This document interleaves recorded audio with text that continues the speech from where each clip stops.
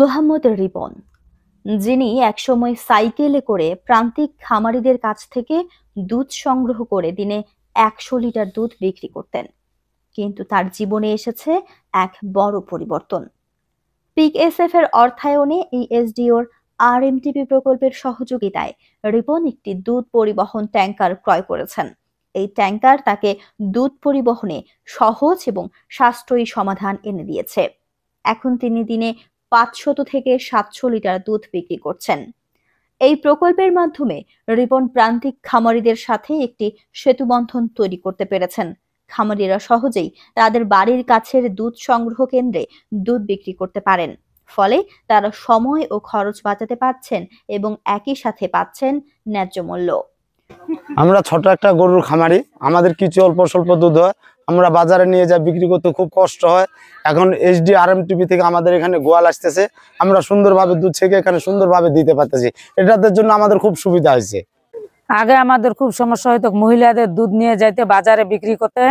এখন এইচডিও আরএমটিপি গোয়ালার সাথে যোগাযোগ করে গোয়াল এখন আমাদের এখানে আসে, এখানে দুধ দিচ্ছে। এখন আমাদের এখন সুবিধা ভালো হচ্ছে। এইচডিও আরএমটিপি বাসা গোয়াল আসে, দুধ নিয়ে যায়। এখন আমাদেরকে বাজারে যাইতে হয় না, আমাদের অনেক উপকার হয়। অন্যদিকে আরএমটিপি মোহাম্মদ রিপনকে বিভিন্ন চিজ কোম্পানির সাথে সরাসরি সংযোগ স্থাপন করে দিয়েছেন। পরিবহন ট্যাঙ্কারের কারণে দুধের মান ভালো থাকে এবং বিক্রির বাজারও বড় হয়েছে। তার আয় উল্লেখযোগ্যভাবে বৃদ্ধি পেয়েছে এবং জীবনও এখন অনেক সচ্ছল। আগে সাইকেলে দুধ ক্রয় করতাম ১-২ ক্যানে।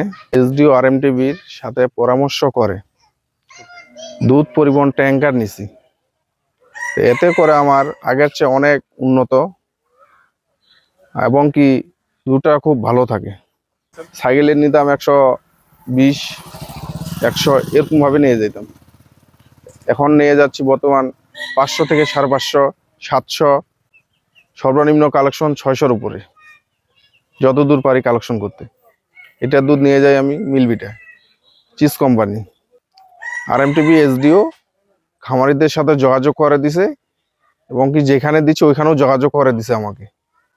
এতে আগের চেয়ে অনেক উন্নত হয়েছে, আয় বাড়ছে, ইনকামও বাড়ছে। এখন আমি অনেক ভালো আছি আগের চেয়ে।